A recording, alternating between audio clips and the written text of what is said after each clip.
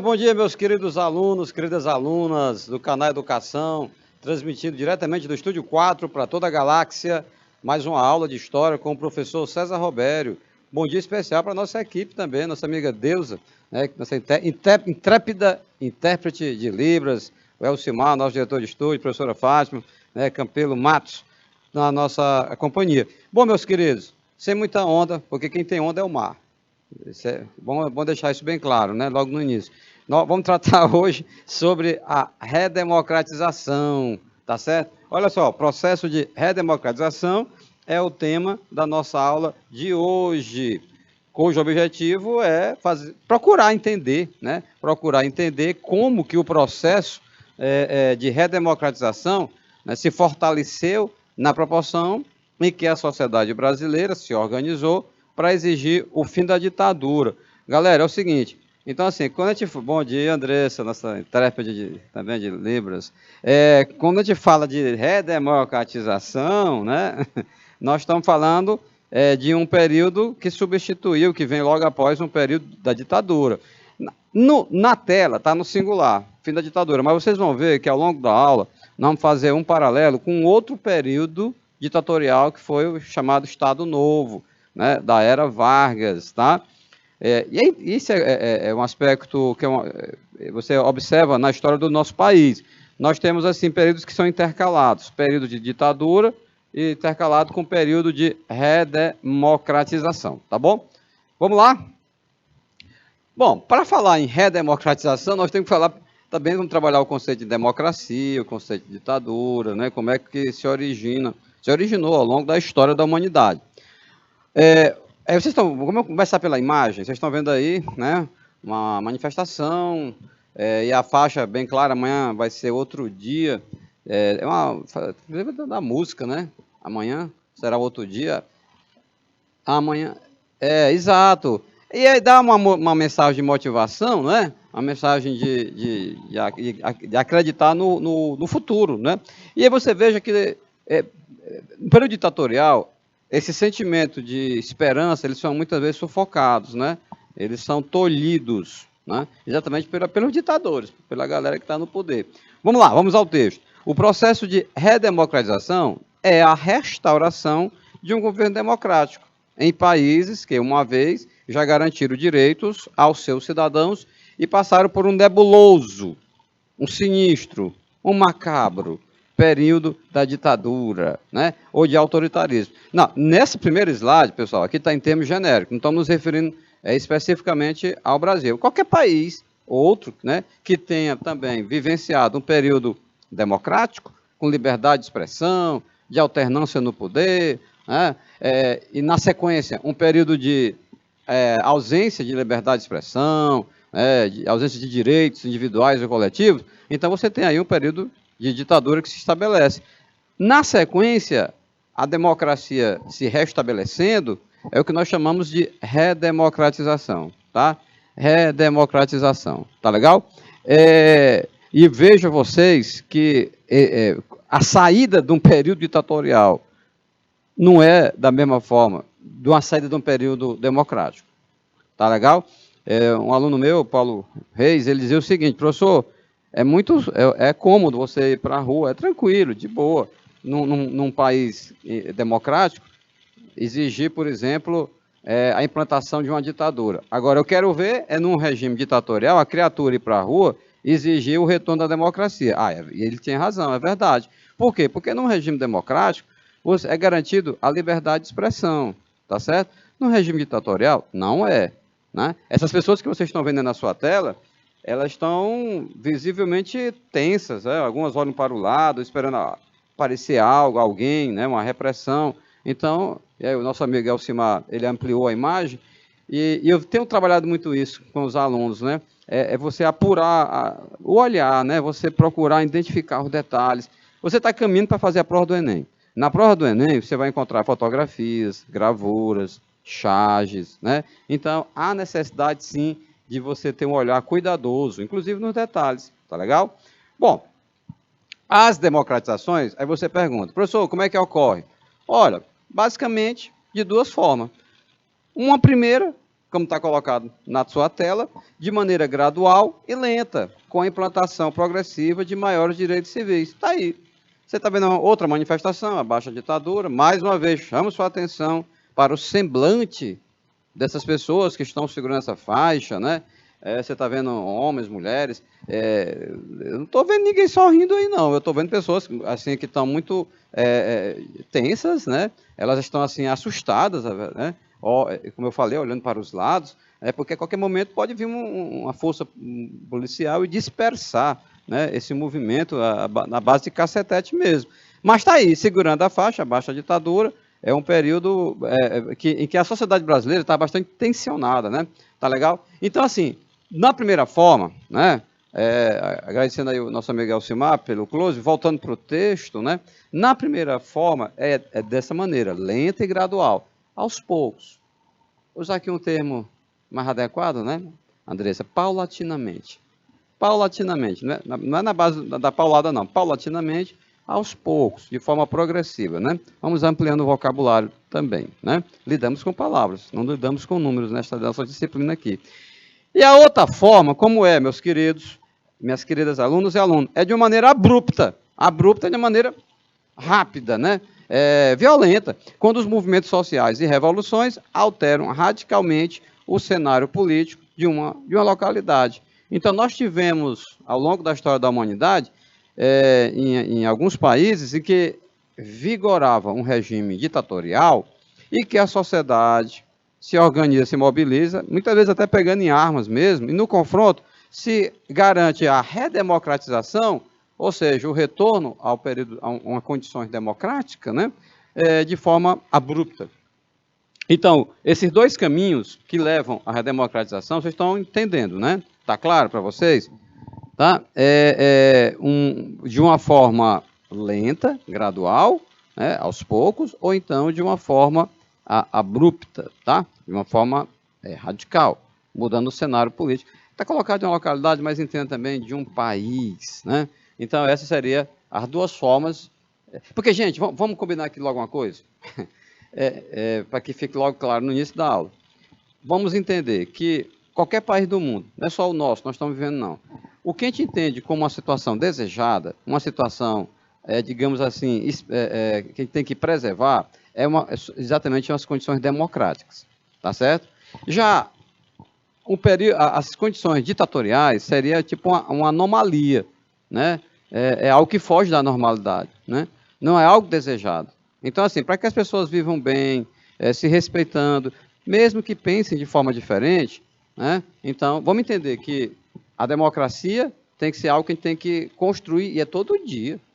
Eu escuto muita gente falando assim, manifestação democrática, muito nesse período eleitoral, mas é algo que tem que ser cultivado, preservado cotidianamente, e não somente apenas nos períodos eleitorais, tá bom? E o Brasil, galera, mais outra, essa manifestação, você está vendo aí o pano de fundo, né, o cenário, é o Congresso Nacional, veja aqui as faixas, Sindicato Metalúrgico de Osasco, presente, aposentado na luta por uma vida mais digna, e por aí vai. Vamos ao texto. O Brasil passou, galera, por 2 processos, né, de abertura política e reorganização das instituições democráticas. Esse período é chamado de redemocratização. E foram 2 períodos? Galera, vamos pegar 2 períodos assim, mais recentes, né? Não vamos retornar à história, porque se você for olhar para o passado, remoto, nós tivemos também outros períodos mais ditatoriais, tal, que foram alternados no período democrático. Mas, para simplificar o nosso estudo, vamos considerar relativamente recente, porque você chama... O primeiro foi em 1945, né, que foi após o período ditatorial de Vargas, que ficou também conhecido como Estado Novo, que de novo não tinha nada.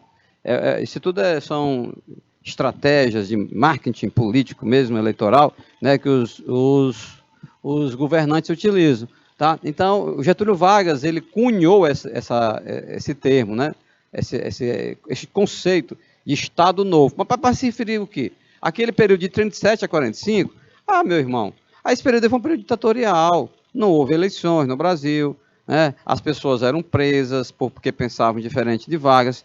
Para vocês terem uma ideia, só para ilustrar, dois grandes intelectuais, dois grandes escritores renomados do Brasil foram presos, né, durante o Estado Novo, simplesmente porque discordavam do Vargas e manifestaram isso publicamente através de artigos. Um foi o Monteiro Lobato, né, e o outro foi o Graciliano Ramos.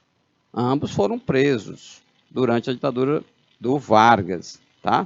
E aí tem mais atrocidade pelo meio, que não vamos aprofundar muito, só para você entender que nós vamos trabalhar 2 períodos ditatoriais e, na sequência, duas redemocratizações. Tá? Desculpa, 2 redemocratizações, né, em relação a esses períodos que nós estamos referindo. O primeiro, está na sua tela, foi em 45, após o governo do Vargas. E o segundo, a partir de 85, após a ditadura militar. Estou observando aqui, lendo o texto junto com vocês, que tem um espaço de 40 anos, né, que separa um período do outro. Então, em 40 anos, que não é muito tempo não, viu, gente? Em se tratando de história de um país, em 40 anos, ou seja, em 45 a 85, o Brasil ele vivencia 2 momentos de redemocratização. O que é isso, professor? Isso é um sinal de uma forte instabilidade, com I, instabilidade política, institucional no nosso país. Ok? Essas épocas, ou seja, o período ditatorial do Vargas e da ditadura militar, foram marcados pela suspensão de alguns direitos. Que direitos? Direito da livre manifestação do pensamento, por exemplo. Tá? Por quê? Porque tinha censura, né? Antes de ir para o jornal, o censor, o funcionário do governo, tanto na época do Vargas como na época da ditadura militar, lia um artigo daquela criatura. E se identificasse no texto algo que eles entendessem que era ofensivo, entre aspas, vamos dizer assim, em relação ao governante de plantão, o texto não ia para a gráfica, gente. No meio do jornal, você está lendo o jornal, bacaninha, de boa, no meio das notícias, uma receita de bolo, de chocolate, Deus amado. Deus amado. Uma receita de bolo. Enganei, como é o nome, Andressa, da nossa amiga? Deuselânia. É Deusa, para simplificar. Não sei, mas vamos lá. Então, na sequência aqui, nós temos, então, essas alternâncias de períodos ditatoriais, né, com regimes democráticos. Ok? Aí você pergunta, professor, está falando muito, né? Está falando muito de redemocratização. Redemocratizar é a democracia se restabelecer, né? E o que é a democracia? Qual é o conceito de democracia? Veio de onde? Olha, da Grécia Antiga, é o berço da civilização ocidental. Os gregos reconheciam que existiam diversas formas legítimas de governar. Platão listava as principais formas de governar: monarquia, aristocracia e democracia. Está lembrado daquela sequência dos filósofos da Grécia Antiga? Sócrates, Platão, Aristóteles, né? Você estuda isso em outras aulas de história antiga, né? Grécia Antiga, e também nas aulas de filosofia. Então, meus queridos, para o Platão, todas essas formas de governar um país, governar uma cidade, né? Na época da Grécia Antiga era cidade-estado, se destacando aí Atenas e Esparta, né? Então, para o Platão, todas as formas de governar tinham suas qualidades, mas poderia ser usada de má forma e se tornar o quê? Uma tirania, uma oligarquia ou uma demagogia, tá bom? Então seria uma forma de deformações, vamos dizer assim, anomalias, como eu falei há pouco, em relação a essas formas que ele entendia que eram boas de governar, que era a monarquia, a aristocracia e a democracia, tá bom? Aí, em contraponto, você vai ter a tirania, a oligarquia e a demagogia. Meus queridos, então veja que a referência, a base, vem da Grécia Antiga. Nós aqui no Ocidente, nós aqui no Brasil, nós fomos tocados pela cultura, não só pela cultura grega, né, pela cultura greco-romana.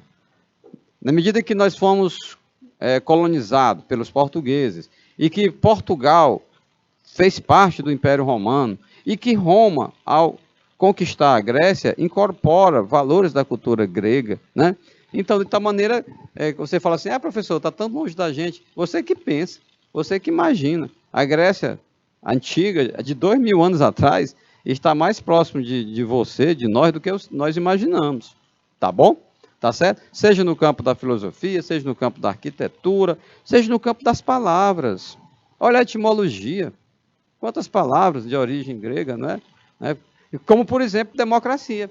Vamos nos aproximar da palavra, né? A palavra democracia vem do grego demos, povo, e krato, poder. Não é o governo do demônio, não. O governo do povo. Demos aqui é povo, né? É povo. E kratos, o poder. Aí, outras palavras que terminam com cracia, também nesse mesmo sentido. Plutocracia, governo de pessoas ricas, né? Por aí. Então, olha, quem bem souber, estuda bem, olha com muita atenção essa parte da gramática, chamada etimologia, a origem das palavras. Seja para física, para química, entendeu? Para matemática, ciências ocultas, astronomia, caligrafia. A etimologia, cara, é você compreender a origem, né, das palavras, qual é o sentido. Você decompõe a palavra, tem uma lógica, tem uma razão. Então, vamos lá. Democracia significa o poder do povo. Um breve parênteses. Professor, a democracia na Grécia Antiga é como nós entendemos hoje? Não. Por exemplo, na Grécia Antiga, mulheres não participavam das decisões, né? Os escravos também não participavam das decisões, que eram uma grande maioria. Então, era assim, o governo do povo, mas de uma parcela reduzida do povo. Professor, então isso não é democracia. Calma, você não pode analisar o passado com os olhos de hoje, né? Você quer olhar para 2000 anos atrás e julgar, né, com base no que nós estamos vivendo hoje? Não. Agora faz o seguinte, compara os gregos, né, de 2000 anos atrás, em Atenas, na Grécia Antiga, compare com os egípcios, compare com os persas, compare com os fenícios, entendeu? Compare com os hebreus. Aí você vai ver a diferença dos gregos. Por quê? Porque enquanto egípcios, persas, fenícios e outras, né, dessas sociedades da antiguidade, eles não se reuniam numa praça, numa ágora, né, como eles chamavam na Grécia, para decidir sobre questões importantes, né, para eles, aí você vê o diferencial dos gregos. Tá legal? Porque o conceito de povo na Grécia Antiga difere do conceito de povo hoje. Tá? A democracia na Grécia Antiga difere do conceito de democracia contemporâneo, tá? Que nós temos hoje em dia. Mas aprenda isso. Democracia significa o poder do povo. Tá? E aí, galera, para fazer aí uma ponte, um link com essa nossa aula, nós estamos falando de redemocratização, na verdade? Então, se democracia é o governo do povo, redemocratizar seria restabelecer esse povo no poder. De que maneira? Direto ou indiretamente? Bom, aí tem outras formas. Aí, como vai se manifestar o poder, já é um outro momento do debate, né?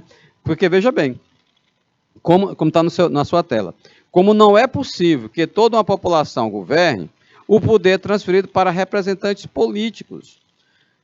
Bom, se você está numa casa que tem 5 pessoas, é fácil fazer uma reunião com aquelas 5 pessoas. A gente vai viajar esse final de semana? Vamos ou não vamos? Vamos para onde? Tem grana? Não tem grana. Se não tiver dinheiro, se aquete. Fica em casa só respirando, né? Assistindo televisão, tá legal? De boa. E desligando o ar-condicionado, como a Andressa está dizendo, que a conta está um pouco elevada. Depois, aí a família se reúne, Andressa, depois vamos colocar o painel solar, né? Então toma a decisão. Agora, veja bem, quando se trata de uma cidade, aí já é mais complicado. De um país, aí já é mais complicado. Daí o que está colocado na sua tela. Como não é possível que toda a população de uma cidade, de um país, governe, no dia a dia, na prática, o poder de decisão é transferido para representante político. Quem? Os parlamentares, né? Aqueles que exercem o poder executivo também. Né? Parlamentares, você tem os vereadores, deputado estadual, deputado federal, senador. Executivo, poder executivo, você tem um prefeito, você tem um governador, tem um presidente. Então, assim, na impossibilidade de fazer uma grande reunião, né, uma grande assembleia, para deliberar o que fazer, como fazer, então, na prática, eu estou aqui resumindo, pessoal, o que acontece todo dia. Nesse momento que essa aula está sendo ministrada, vocês estão acompanhando, né? Nós estamos aqui no estúdio do Canal Educação, eu estou lecionando. Mas nesse exato momento nós temos parlamentares no Brasil, no mundo inteiro, que eles estão reunidos em assembleias, eles estão deliberando, eles estão debatendo sobre projetos de lei, ele aprova, não aprova. Por quê?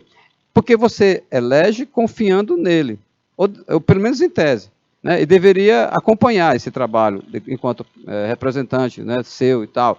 Meus queridos, isso nós chamamos de quê? De democracia representativa. E acontece de que maneira? Por meio do voto. Né? Por meio do voto. No período ditatorial, esqueça esse negócio de voto. Só para vocês terem uma ideia, pegando esses dois períodos que nós estamos abordando. De 1937 a 1945, Estado Novo, não houve eleições, então ninguém votava. De 1964 a 1900 e foi até 89, porque só viemos ter eleição direta em 89. Então, de 64 a 89, você tem o quê? Você tem 45 anos de jejum eleitoral. Tá? É uma das características do período ditatorial, tá bom? Então, tá aí. Entendido o conceito de democracia, de onde surgiu, né?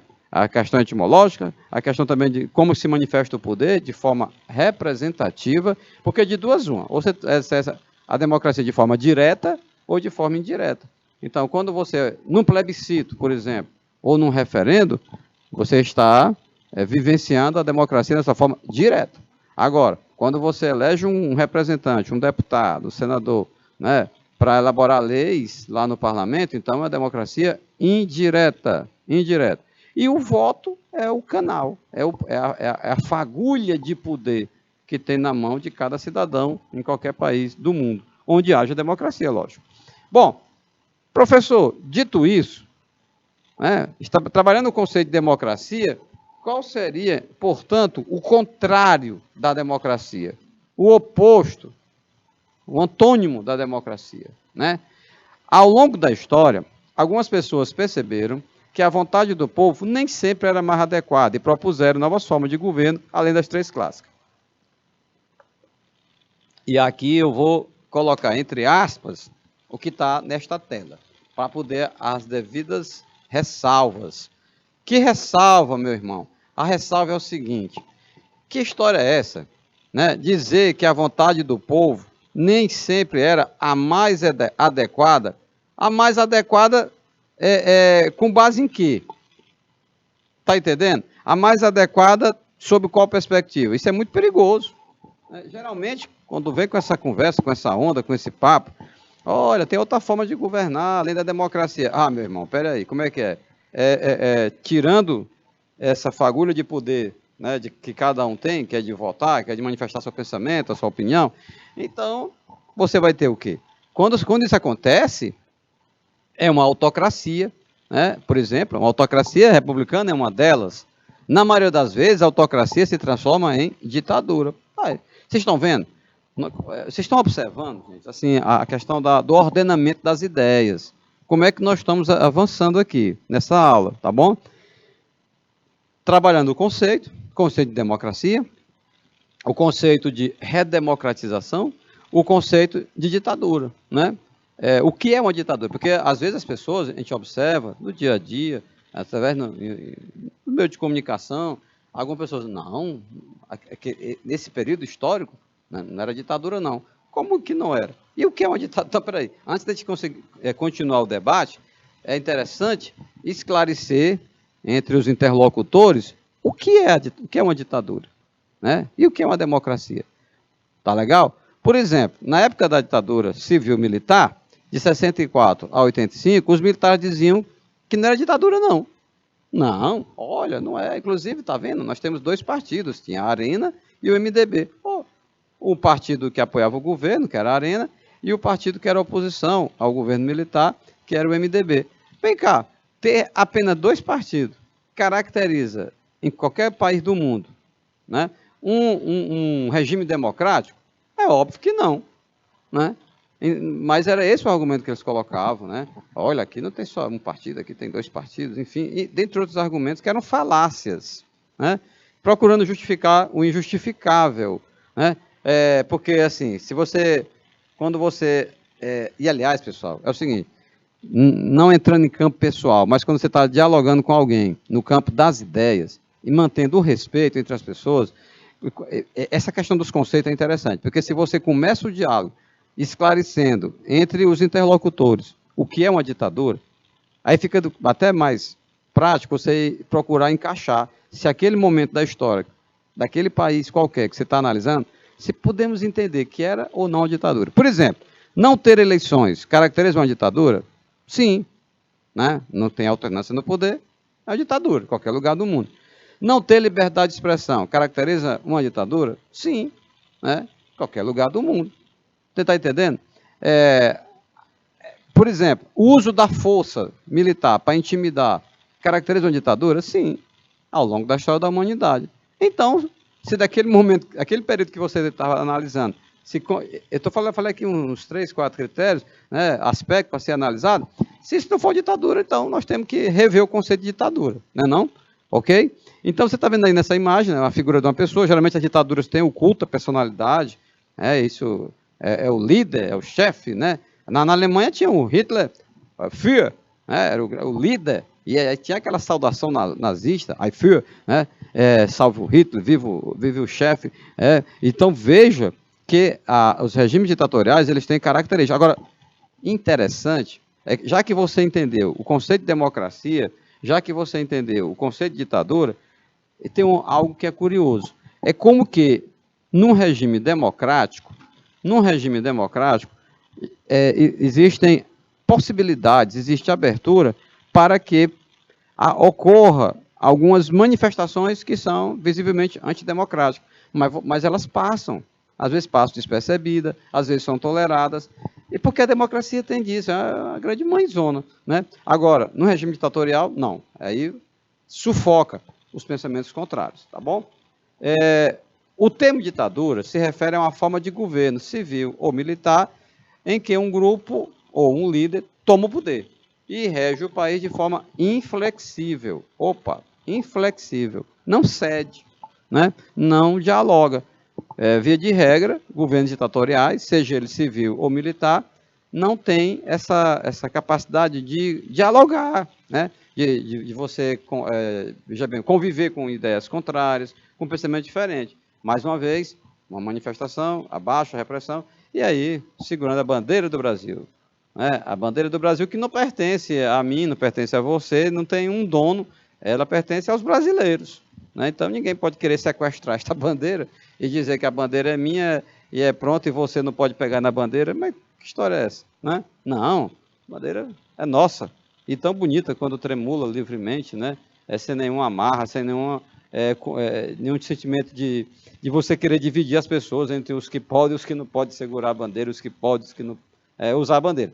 É nesse contexto, meus queridos, que redemocratizar surge para tentar retomar a democracia nas sociedades que sofreram a ditadura. A própria palavra sugere isso, não é, Andressa? Redemocratizar é o retorna, né? É você voltar ao que era antes do período ditatorial.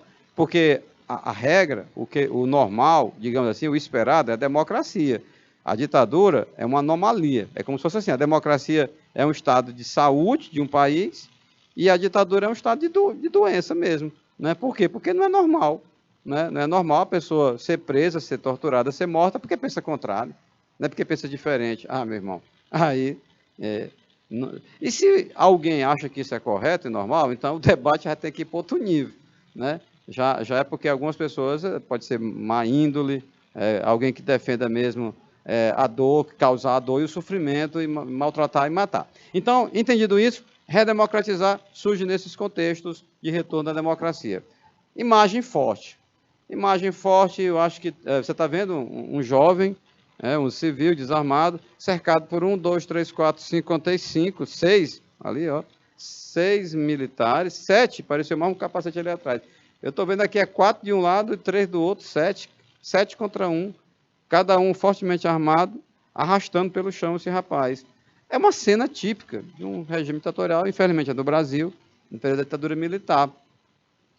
Porque é o seguinte, pessoal, fazer aqui uma meia-culpa, uma tão grande culpa, muitas vezes, né, nós, professores de história, adocicamos, relativizamos o período da ditadura no Brasil, de Vargas, o período da ditadura militar, e muito assim como se fosse assim, algo do passado, Andressa, algo que nunca mais iria voltar a acontecer. E, de repente, somos surpreendidos, né, com pessoas, né, que vão para as ruas exigir o retorno da ditadura. Tá? E olha essa imagem. Olha essa imagem forte. Eu penso nesse rapaz, penso nos pais dele, nos irmãos. O que é ver alguém seu sendo arrastado, humilhado, como se fosse assim um animal, no meio da rua? O que é que essa criatura fez?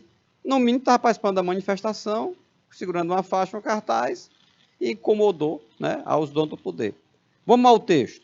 Uma ditadura é um regime que uma pessoa ou um grupo rege a sociedade e exerce forte poder sobre ela, de maneira como? Autoritária. Não tem o diálogo. Diálogo, meus queridos, rima com democracia. Diálogo não rima com ditadura, tá? Os países que estão sob o jugo de ditaduras têm a liberdade de expressão reprimida. Forte propaganda política para o fortalecimento do governo, bem como as informações midiáticas são retraídas, de maneira que a imagem do ditador é forçadamente preservada. Vocês estão entendendo? Aqui nós estamos trabalhando em tese, são conceitos. Aliás, nesse texto aí não está se referindo a nenhum país, mas se tem qualquer país do mundo em que você vai ter ausência de liberdade de expressão, que você vai ter uma forte divulgação midiática, né, em relação ao governante, que está se perpetuando no poder e tal, meu irmão, então se enquadra no conceito. Porque eu acho assim, para poder o debate ser saudável, e hoje tão difícil, né, por tantos pensamentos intransigentes, né, e você tem até, muitas vezes até cautela em se manifestar em relação às reações, né, que vem logo de pronto. Aí você tem que isso seria o ideal. Trabalhar com uma visão não apaixonada, digamos assim, sem paixões, com base na racionalidade, com base no diálogo e também em conceitos, por que não? Você define conceito de ditadura, de democracia, então o que é que você quer? Você quer essa ditadura que você deseja? Né? Existe outra ditadura que eu não saiba, que seja uma ditadura que respeita a liberdade de expressão? Aí é diferente. Vamos voltar para 37? Ora, foi um dos períodos, né, que vai ter redemocratização. O Estado Novo está colocado entre aspas, porque de novo não tinha nada, foi uma forma de mascarar, né, ele mascara, aí é o verbo, né, não é o substantivo, o Estado Novo mascara o período ditatorial. Né? Em 37, Getúlio dissolveu o Congresso e otorgou uma nova Constituição, que foi a Constituição de 37, ela foi imposta, ela foi otorgada. Meus queridos, quando o presidente Vargas, é o poder executivo, ele dissolve o Congresso. Dissolveu o Congresso, você sabe o que é? Mandar o deputado para casa. Fechou as portas do Congresso Nacional, que é o poder legislativo. Quem é que do outro lado do Atlântico deve ter dado uma pirueta no túmulo? O filósofo iluminista Montesquieu, que no século XVIII, olha só, há 300 anos atrás, ele disse o seguinte: toda aquela criatura que exerce poder tem uma tendência a abusar desse poder. Portanto, daí a necessidade de dividir o poder em três. Poder executivo vai governar, vai resolver os pepinos do dia a dia. Poder legislativo vai elaborar as leis. E o poder judiciário vai aplicar a lei abstrata aos casos concretos. Três poderes: executivo, legislativo, judiciário. Então, em 37, o Getúlio, que representava, que incorporava um poder, que era o executivo, ele fechou o Congresso, que é o outro poder, o legislativo. Então, nós estamos diante de uma anomalia. Isso não é o que se espera num país democrático. Então, na sequência, o Vargas proibiu os partidos políticos, fechou. Acabou com as eleições presidenciais, pronto, é ele. E censurou jornais e mídia. Mídia naquela época é rádio. Né? Não tem televisão ainda, vai chegar na década de 50. Né? Então, mídia, rádio, jornal. Tá? Esse período ficou conhecido como Estado Novo. É um período ditatorial. Né? Manifesto dos Mineiros, escrito clandestinamente, em 1900, aqui são as reações da sociedade. Em 43, por intelectuais de Minas Gerais, faziam críticas ao governo e demonstravam insatisfação com aquela situação. Seus autores foram presos. O que é que um regime ditatorial faz? Prende. Às vezes vai até mais, né? Prende, tortura, mata, elimina. Né? Então, o Getúlio Vargas, ele... com o tempo, a sociedade vai criando coragem, vai se organizando e vai se manifestando contra ele. Né? E olha só, escrito clandestinamente. Por que, professor, clandestinamente? As pessoas temiam as reações do ditador, do Vargas. Né? E foi o que acabou acontecendo, os autores foram presos. Aqui uma pequena partezinha um trecho do manifesto ao povo mineiro, né, foi escrito em Minas, mas que repercutiu a nível nacional, onde ele inicia assim: as palavras que nesta mensagem dirigimos aos mineiros queremos que sejam serenas, sóbrias e claras. Nelas não se encontrará nada de insólito, nenhuma revelação. Ou seja, quando fala assim, agradecer ao Elcimar, nosso diretor de imagem, que ampliou. Quando ele fala assim, Elcimar, veja bem, ó, serena, as palavras, né? Serenas, sóbrias e claras. Tipo, é como quem estivesse quase que pedindo desculpa do que vai falar, né? O medo, rapaz. O medo da ditadura, o medo da repressão, de ser preso, de ser torturado, de ser morto. E ele vai dizendo, ó, dirigimos sobretudo ao espírito lúcido e tranquilo dos nossos co-estaduanos, a sua consciência, ó, firme e equilibrado, onde as paixões perdem incandescência, se amortecem e deixam o íntegro e inalterável senso de análise, de julgamento. O que é isso? É tipo assim, está implorando para que as pessoas reflitam sobre aquele momento que o Brasil estava vivendo, isso na década de 40 do século XX, né? E olha só para concluir esse texto, este não é um documento subversivo, ou seja, ele está querendo assim, não vá nos confundir, cara, né? Com outros que têm um discurso mais violento e tal. Olha, só esses textos dá para você fazer toda uma reflexão sobre o período da história, né? Que o Brasil estava vivenciando. Rapaz, olha, qualquer lugar do mundo, eu sempre uso essa expressão, qualquer lugar do mundo, porque para que a gente não fique preso ao nosso país, ao Brasil, para que a gente entenda que isso acontece em outros países também. Qualquer lugar do mundo, que alguém vai escrever um texto e fica pedindo venha, pedindo desculpa, né? Olha, dessa forma, não nos confunda, nós não somos subversivos, né? É porque tem aqui uns aspectos que não estão muito legais, não tão interessantes. Meu irmão, uma situação dessa é porque aquelas criaturas, que aqui é um texto que foi escrito por vários intelectuais de Minas, não é uma situação de um país democrático, em que as pessoas têm receio de manifestar seu pensamento. Tá legal? E vai começar em 45 a democratização. Depois de todos os setores começarem a questionar o governo, em 45, a União Democrática Nacional dá um golpe para tirar o Vargas do poder. A UDN fazia oposição ao Vargas, né? Mas assim, não está colocado no texto, pessoal, mas no final do governo do Vargas, que ele foi afastado, houve a Segunda Guerra Mundial, de 39 a 45. O Brasil, a princípio, uma dúvida danada, o Getúlio ficava namorando, né, com a Alemanha nazista, com os Estados Unidos e tal, até que, quando os submarinos alemães afundaram navios mercantes, navios civis, né, no litoral do Brasil, e aí os cadáveres começaram a boiando, chegando na praia, o povo foi para a rua, né, pressionar o Vargas, que aquilo não podia ficar daquela forma, que o Brasil tinha que entrar na guerra, sim, mas não do lado da Alemanha, pelo amor de Deus, mas sim pelo lado dos aliados, Estados Unidos, Inglaterra e França. O Vargas ainda condicionou a entrada na guerra à aprovação de um empréstimo para a construção da Companhia Siderúrgica Nacional, a CSN. Foi o que aconteceu. Então, o Brasil entra na guerra, é formada a Força Expedicionária Brasileira, os famosos pracinhas da FEB, lutaram com muita dificuldade, alguns morreram, infelizmente, ficaram sepultados lá mesmo, e outros retornam. Quando aqueles soldados desembarcam no Brasil, eu imagino que deu assim um nó na cabeça dele. O que diabo é que nós fizemos? Nós fomos para a Itália lutar contra o ditador dos outros. O Hitler, na Alemanha, o Mussolini, na Itália, e voltamos para o nosso país, está aí um cara que está desde 1930 no poder, na presidência, que era o Vargas, de 30 a 45, 15 anos. E aí, meus queridos, o Vargas foi afastado. Mas como era um regime ditatorial, ele acabou logo, foi o vice. Porque também é um outro traço de um regime ditatorial.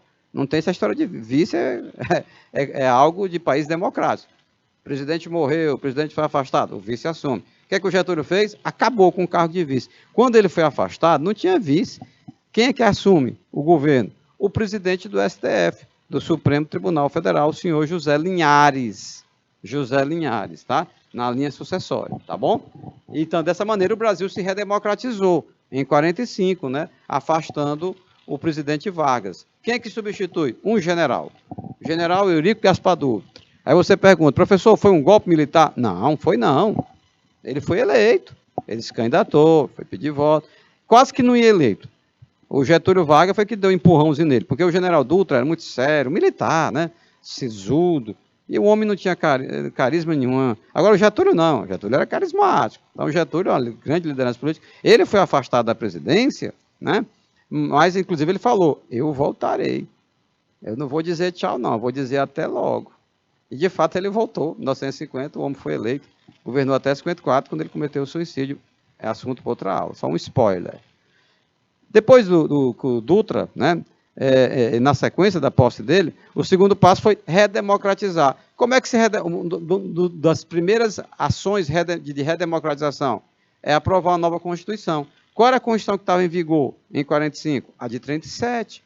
Uma Constituição ditatorial, que dava plenos poderes ao Getúlio Vargas. Agora, o general Dutra, no governo democrático, o que ele vai fazer? Galera, essa Constituição de 37, ela não serve.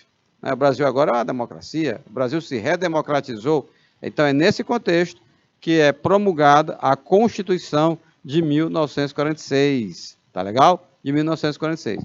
Ah, professor, então agora redemocratização para valer, de boa, calma.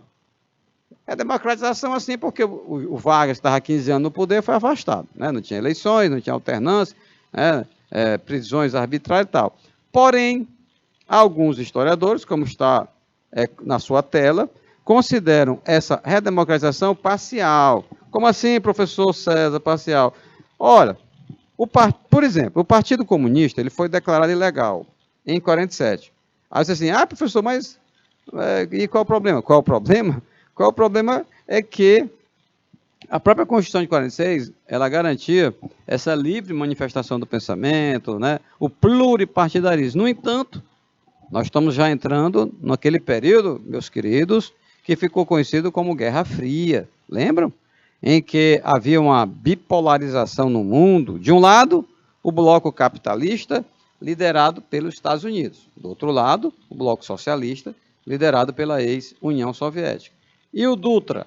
O Dutra vai associar o país, né, filiar o Brasil, digamos assim, ao bloco capitalista, né, ao bloco liderado pelos Estados Unidos.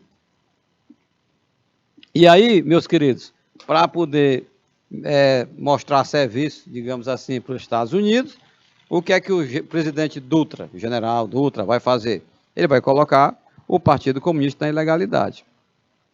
Professor, mas isso aí não está parecendo com democracia, não. Então, por isso que alguns historiadores consideram essa redemocratização como parcial. Tá legal? Parcial. Tá? Como também a questão do direito ao voto, que não abrangia os analfabetos. Não, professor César, não. Olha, meus queridos, o direito de votar só foi assegurado aos analfabetos no Brasil a partir da Constituição de 1988, essa que está em vigor. Cuidado na prova. Tem umas pegadinhas tipo assim, a Constituição de 1988 garantiu o direito de voto e de ser votado aos analfabetos. Não, ser votado não. Votar sim, dele escolher o seu prefeito, seu deputado, seu presidente. Agora, o analfabeto, ele não tem como se candidatar, tá certo? Por quê? Porque vai se candidatar ao poder legislativo. Como é que ele vai elaborar a lei se ele não consegue ler? Primeiro, é preciso que o irmãozinho, a irmãzinha brasileira se alfabetize, né, para que ele possa pleitear, né, concorrer a um desses cargos eletivos, tá bom? Mas já é assegurado, desde 88, o direito dele votar. E durante muito tempo, esse direito foi subtraído, né, do cidadão brasileiro. Bom, vimos há pouco, tá? Como é que o Brasil se redemocratizou após a ditadura do Vargas. E agora vamos comentar como é que o Brasil se redemocratiza, né?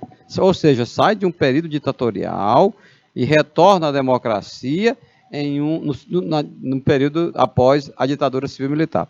Olha, nós estamos colocando sempre este civil aqui. Primeiro que é uma ditadura, não tem outra expressão. Os militares na época usavam um termo, a Revolução de 64, né, os nossos pais, mães, quando participavam das aulas de história, né, a terminologia que era utilizada era Revolução de 64. Não houve revolução, né, mudança radical, brusca na sociedade, de forma alguma. Ali foi uma ditadura, ali foi um golpe de Estado. Agora, é bom destacar que não somente de militares, mas também com a participação de civis. tá? De civis, tá legal? Empresários, latifundiários, banqueiros, parte da classe média, boa parte da classe média, inclusive, apoiou a ditadura civil-militar. Quem é esse senhor da foto? É o João Goulart. Olha, o João Goulart, ele foi vice-presidente, né, junto com o Jânio Quadros, antes, vice-presidente na época do Juscelino Kubitschek. Vamos puxar mais um pouquinho. O João Goulart, da mesma terra do Getúlio Vargas, gaúcho, lá de São Borja, ele foi ministro do Trabalho do Getúlio, naquele segundo governo dele, 51 a 54. Depois, ele se candidata a vice-presidente, que naquela época podia. Vice-presidente de uma chapa, vice-presidente de uma outra. Hoje não pode mais. Você vota em presidente de uma chapa, o vice vai junto, né? Então, ele foi candidato a vice e se elegeu. O Juscelino Kubitschek se elegeu presidente da República, ele vice-presidente, na época do mandato do Kubitschek. Na sequência, o presidente Jânio Quadros se elegeu presidente e ele novamente se elege vice. Quando o Jânio Quadros renunciou à presidência da República, assunto para outra aula, né, o João Goulart, ele tomou posse, primeiro com poderes limitados, porque havia, da parte dos conservadores, havia toda uma oposição em relação ao João Goulart, também conhecido como Jango. Se você encontrar na prova ou algum texto, Jango é em relação a ele, João Goulart, maneira como ele era carinhosamente também conhecido. Tá bom? Então, tem uma fase que ele governou sob o parlamentarismo e outra que é a fase presidencialista. Mas esse é um motivo para outra aula. Vamos ao texto. Guerra Fria. Os brasileiros temiam que o governo fosse tomado pelos comunistas. Tá? Então, veja bem, por que está colocado entre aspas? Por que está colocado entre aspas? Porque naquela época, ora, mas se ainda hoje aqui e acolá você encontra isso, né? Algumas pessoas se apressam logo em rotular, é comunista, a gente não sabe nem o que está falando. Veja bem, então, o momento em 64 era muito tenso, né? Essa polarização, bloco capitalista, bloco socialista, inclusive até com tensão militar, ameaça de guerras, usando ogivas nucleares, um momento muito, muito difícil para a humanidade. A promessa apoiada pela maioria dos brasileiros é que os militares assumiriam o poder até a política nacional e internacional se estabilizar. Depois os militares prometiam isso aqui. Eles vão fazendo eleições. Era que tipo assim, olha, esse João Goulart é um comunista, tudo porque o João Goulart, ele tinha uma aproximação em relação ao movimento sindical, ele tinha um diálogo muito bom com as lideranças sindicalistas, e aí o homem foi logo rotulado de comunista. Comunista, o João Goulart não tinha nada.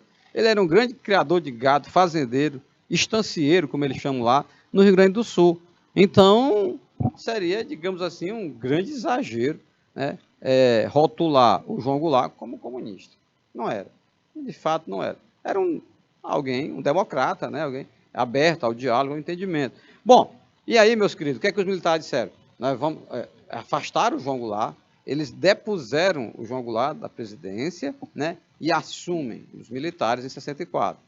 Mas o que é que eles dizem para o povo brasileiro? Galera, fiquem tranquilos, nossos negócios são os quartéis, né, a vida militar e tal. Essa história de política é para vocês, são civis, não dá para nós não. Vamos só organizar, alguns usavam até essa expressão, vamos só ajeitar a casa, vamos organizar a casa de vocês aí, negócio de poder político, governo, depois vamos voltar para os quartéis. Que nada, rapaz, 21 anos, foi de 64 até 85, então, é muita coisa para ajeitar nessa casa, né? Na verdade, os presidentes eles foram ficando, até se identificando, e aí você tem o quê? Cinco generais se alternaram na presidência. O general Castelo Branco, né, o Costa e Silva, o Médici, o Geisel e o Figueiredo, nestes 21 anos. Nenhum deles eleito pela via direta, todos eles eleitos pela via indireta, por um Congresso Nacional amordaçado, amedrontado, né, pressionado. Então foi isso. Tá? Olha só, eleição indireta, um jejum eleitoral. Bom, se isto aqui não for característica de uma ditadura, nós não sabemos mais o que é ditadura, não. Então, é elaborar outro conceito de ditadura. Porque aqui você não tem o quê? A alternância no poder. Uma das características básicas de qualquer regime democrático, em qualquer país no mundo, é a alternância no poder. O cidadão saindo da sua casa para eleger, votar, em quem ele achar mais adequado, livremente, né? E aí você vê 21 anos sem eleição para presidente.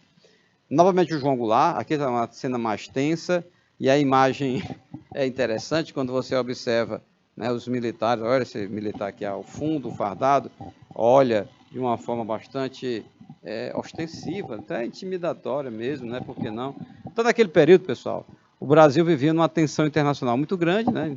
O mundo vivia, melhor dizendo. O governo Jango teve como pauta questões que atendiam demandas populares. Como assim, professor?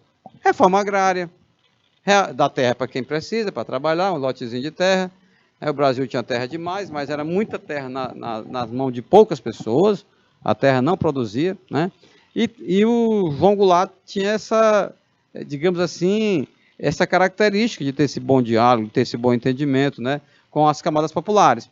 Agora, seu governo não agradou a elite e a direita brasileira, o qual era representada pela UDN, União Democrática Nacional, que vinha perdendo as eleições presidenciais desde 1945. Lembram, né? Lembra que eles faziam oposição ao Getúlio Vargas, tá? Mas não conseguiam eleger os candidatos deles nas eleições presidenciais, nas eleições livres, né? Lançava o candidato, o cara não se elegia. Lançava o candidato, o cara não se elegia. Aí a UDN, quer saber? Então tem outras formas, entre aspas, né, de chegar ao poder. E uma delas foi essa daí, o golpe militar.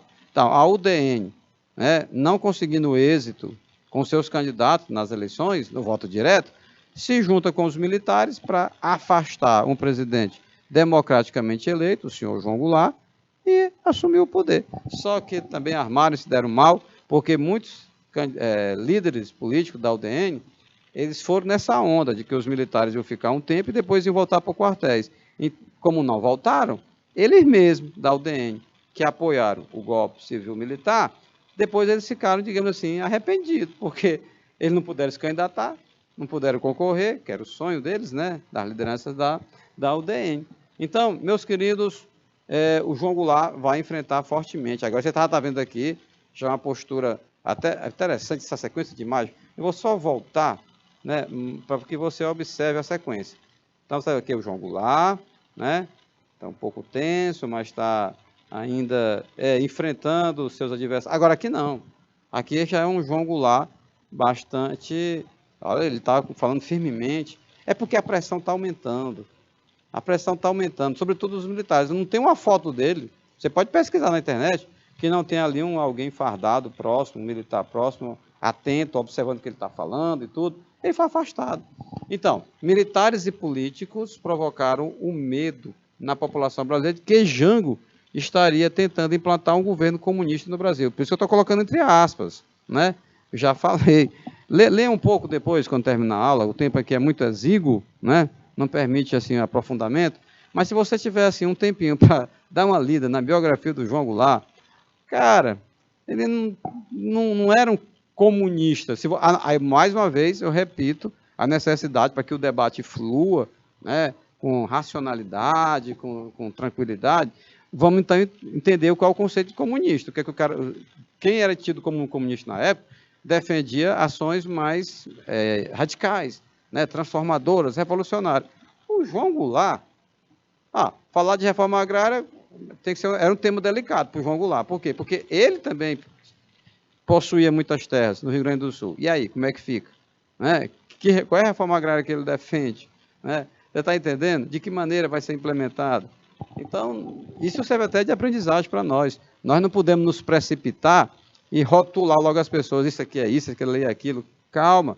Né? Vamos e ler mais, estudar mais, compreender mais, conhecer mais, antes de nos precipitarmos nessas rotulações, que a gente vê muito hoje em dia, marcado por muitas intransigências, né? Vamos lá, que isso nos preocupa, com certeza. A partir desse contexto, qual é o contexto? Da Guerra Fria. Os militares justificaram, Guerra Fria e também essa aproximação do João Goulart com os sindicalistas, né, com as classes populares.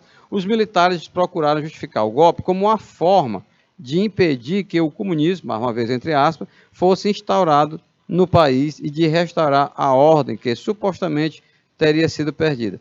Esse supostamente aqui Está bem claro, sabe por quê? Porque, de fato, a ordem, na época, não estava, né, comprometida, supostamente porque na cabeça dos militares, na época, né, na cabeça dos militares, alguns deles parece mesmo que estavam interessados em conquistar o poder para eles.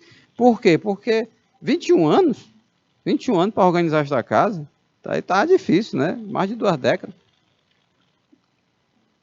Eu estou dizendo assim, gente, justificar essa casa, botar entre aspas, porque foi o argumento que eles utilizaram, não é? Então, gente, ó, num regime democrático, você pode dizer assim, olha, quem é esse cara aí? É o João Goulart. O que é que ele é? Presidente. Ele foi eleito presidente? Não, ele era o vice. Vice de quem? Do Jânio Quadros. Jânio Quadros, né?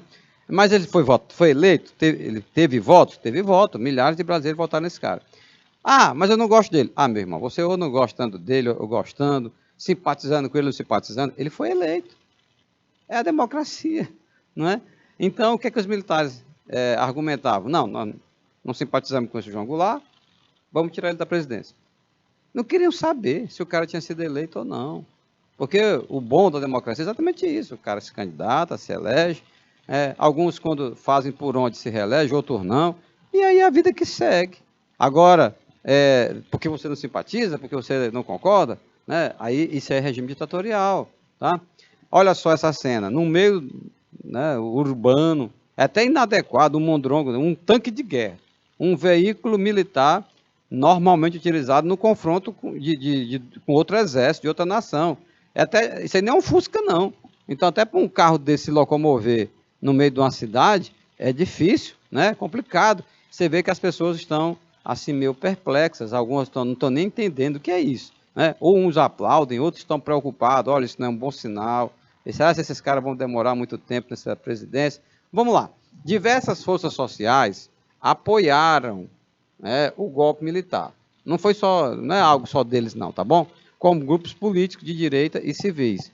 Os protagonistas do golpe não se juntaram por uma afinidade ideológica, mas sim como uma maneira de tirar a esquerda do poder. Gente, é o seguinte, aqui está falando de esquerda, mas mais uma vez eu coloco aspas, porque o João Goulart não se enquadra muito bem, né, como um político de esquerda. Mas, enfim, era um democrata. Né? O que eu estou querendo dizer?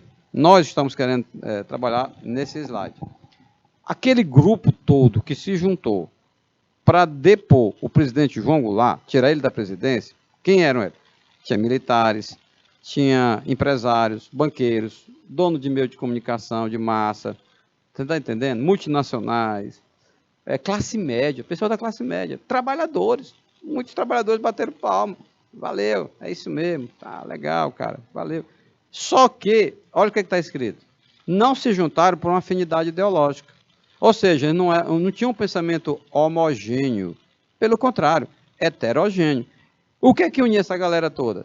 O que unia essa galera toda, tão diferente entre eles, né? Porque aí você tem de tudo, tem classe média, tem banqueiro, né? Tem militar, tem industrial, mas o que unia todos eles era assim uma vontade muito grande de tirar o João Goulart da presidência.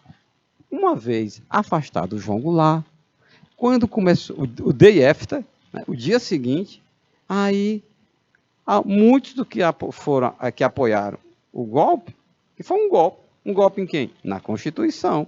Qual Constituição? A de 1946, aquela que o general Dutra promulgou, né, logo num período de redemocratização, não foi? Saindo da ditadura do Vargas.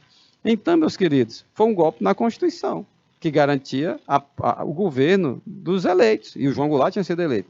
Então, meus queridos, no dia seguinte, os militares assumem o protagonismo, tá? Se estabelecem no poder político, poder executivo, vão intimidar o legislativo e o judiciário. E os outros? Os outros vão ficar de fora. Por isso que aqui lá vai pipocando declarações, já nessa época, logo em 65, 66, 67, de pessoas que se declaram decepcionadas, arrependidas. Não era bem isso que eu estava pensando, que eu estava imaginando. Bom, mas aí já era tarde, porque eles vão ficar mais tempo, vão ficar 21 anos na presidência. Meus queridos, nós vamos fazer um breve intervalo agora e, na sequência, vamos retomar com nossa aula sobre redemocratização, mas focando nesse período após a ditadura civil-militar. Tá legal? Aguardando vocês.